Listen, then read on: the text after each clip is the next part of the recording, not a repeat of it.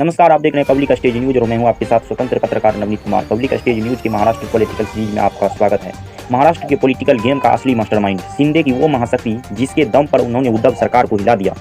21 जून की सुबह का वक्त एक खबर फ्लैश हुई कि महाराष्ट्र के सीएम उद्धव ठाकरे के करीबी मंत्री एकनाथ शिंदे 30 से ज्यादा शिवसेना विधायकों के साथ सूरत के एक होटल में हैं। पलक झपकते ही यह खबर आग की तरफ फैल गई। कई लोग इसे ऑपरेशन का लोटस नाम देने लगे। थोड़ी देर बाद ही महाराष्ट्र बीजेपी अध्यक्ष चंद्रकांत पाटिल का बयान आया कि इसमें बीजेपी की कोई भूमिका नहीं है। भले ही बीजेपी शिवसेना के संकट के पीछे अपना हाथ होने से लगातार इनकार करती आई है, लेकिन शिवसेना के विधायक की बगावत शुरू होने से पहले अब तक ऐसे कोई घटनाक्रम रहे हैं जो इसके पीछे बीजेपी का सियासी चालबाजी होने की ओर इशारा कर रहे हैं। पहले एमएलसी चुनाव में क्रॉस वोटिंग और फिर बागी विधायकों का मुंबई में तुरंत जाना। इस संकट की शुरुआत 20 जून को महाराष्ट्र एमएलसी चुनाव के कुछ घंटे बाद हुई, जिसमें शिवसेना के कुछ विधायक पर बीजेपी के पक्ष में क्रॉस वोटिंग का आरोप लगा। इस क्रॉस वोटिंग में एमएलसी चुनाव में 10 में से जिन 5 सीटों पर बीजेपी के उम्मीदवार उतारे थे सभी को जीत मिली थी। बीजेपी को एमएलसी चुनाव में 134 वोट मिले, जबकि महाराष्ट्र विधानसभा में बीजेपी के 106 सदस्य ही हैं। यानी इसमें सत्ता पक्ष शिवसेना के विधायकों को बड़ी संख्या में तोड़ लिया गया था। एमएलसी चुनाव नतीजे आने के कुछ देर घंटे बाद ही शिवसेना नेता एकनाथ शिंदे पार्टी के संपर्क से बाहर आ गए। रिपोर्ट के मुताबिक शिंदे और शिवसेना के कम से कम करीब 38 अन्य विधायक 20 जून देर रात ही गुजरात के सूरत पहुंच गए थे। हालांकि इनका ये विद्रोह 21 जून की सुबह सार्वजनिक हुआ। रिपोर्ट्स के मुताबिक शिवसेना के सभी बागी विधायक सूरत के जिस लग्जरी होटल में ठहरे थे उसकी सुरक्षा का जिम्मा गुजरात पुलिस के हाथों में था। वहाँ करीब 400 पुलिसकर्मी मौजूद थी। ऐसे में यह सवाल उठ रहा है कि शिंदे और शिवसेना के बागी विधायक मुंबई में 280 किलोमीटर दूर गुजरात के सूरत ही क्यों पहुंचे, जहां बीजेपी की सरकार है।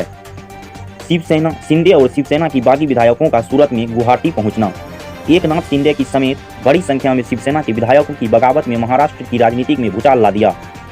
डैमेज कंट्रोल में जुटे उद्धव ठाकरे ने आनंद फानन में शिंदे कैंप से जुड़े विधायकों से संपर्क साधने की कोशिशों शुरू कर दी। इस काम में उन्होंने पार्टी के सबसे भरोसेमंद माने जाने वाले संजय राउत को लगाया। राउत ने शिंदे से संपर्क होने और उनसे बातचीत का दावा किया। बागी विधायक और को मुंबई लाने की उद्धव की कोशिश कामयाब होने से पहले एकनाथ शिंदे के गुट ने फिर से अपना ठिकाना बदला और 22 जून की सुबह ही सूरत से असम के गुवाहाटी पहुंच गए। असम में भी बीजेपी की ही सरकार है। रिपोर्ट्स के मुताबिक असम के गोपनीय बोरदोलई इंटरनेशनल एयरपोर्ट पर शिंदे और अन्य बागी विधायकों के लैंड होने के बाद उन्हें असम स्टेट ट्रांसपोर्ट की 3 लग्जरी बसों में राज्य पुलिस की सुरक्षा के बीच 5 स्टार होटल ले जाया गया। रिपोर्ट्स के मुताबिक शिंदे और शिवसेना के अन्य बागी विधायक जिस 5 स्टार होटल में ठहरे हैं उसके 70 कमरों में को 10 दिनों के लिए 1.12 करोड़ रुपए में बुक किया गया। महाराष्ट्र के बागी विधायकों को असम में शरण देने का सवाल पर वहां मुख्यमंत्री हेमंत बिस्वा शर्मा का तंज भरा बयान भी चर्चा में है। हेमंत ने इन आरोपों को खारिज करते हुए कहा, मैं देश भर के विधायकों को असम घूमने आने का न्योता देता हूं। उन्होंने उद्धव ठाकरे पर भी तंज कसते हुए कहा, उन्हें भी छुट्टियां मनाने के लिए असम आना चाहिए। हेमंत ने कहा, हमारा काम है बाहर से जो भी आता है उसे सिक्योरिटी और आरामदायक स्टे उपलब्ध कराना है। कल को अगर कांग्रेस के लोग भी आते हैं तो हम उनको भी वैसा ही स्वागत करेंगे। बीजेपी मंत्री की शिवसेना बागियों से मुलाकात भी चर्चा में। इस बीच असम के मंत्री अशोक सिंघल ने 25 जून को असम के रेडिसन ब्लू होटल में जाकर एकनाथ शिंदे समेत शिवसेना विधायकों से मुलाकात की। इस मुलाकात के बाद महाराष्ट्र की राजनीति में मची उथल पुथल में बीजेपी की भूमिका पर फिर से बवाल उठने लगे हैं। शिंदे का एक महाशक्ति हमारे साथ है वाला बयान शिवसेना के बागियों की अगुवाई कर रहे एकनाथ शिंदे गुवाहाटी पहुंचने के बाद लगातार आक्रामक मोड में नजर आए हैं। बागी विधायकों के साथ बैठक के दौरान शिंदे का एक बयान खूब चर्चा में रहा। 24 जून को शिंदे ने बागी विधायकों से कहा कि उनके साथ एक महाशक्ति है जो जरूरत पड़ने पर हमारी साथ देगी। शिंदे ने बिना किसी पार्टी का नाम लिए कहा, वो एक राष्ट्रीय पार्टी है, एक महाशक्ति जिसने पाकिस्तान को हरा दिया।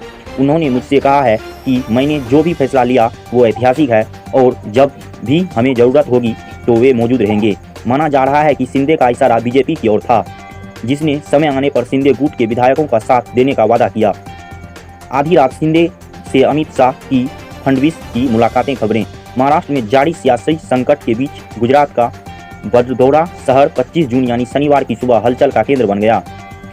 इसकी बीच सुबह शुक्रवार की देर 4 चार्टर फ्लाइट का बड़ौदा एयरपोर्ट पर लैंड करना था। अलग अलग मीडिया रिपोर्ट्स के मुताबिक अमित शाह शुक्रवार को बड़ोदरा में थे। खबर है कि देर रात एकनाथ शिंदे समेत कुछ बाकी विधायकों यहां पहुंचे थे।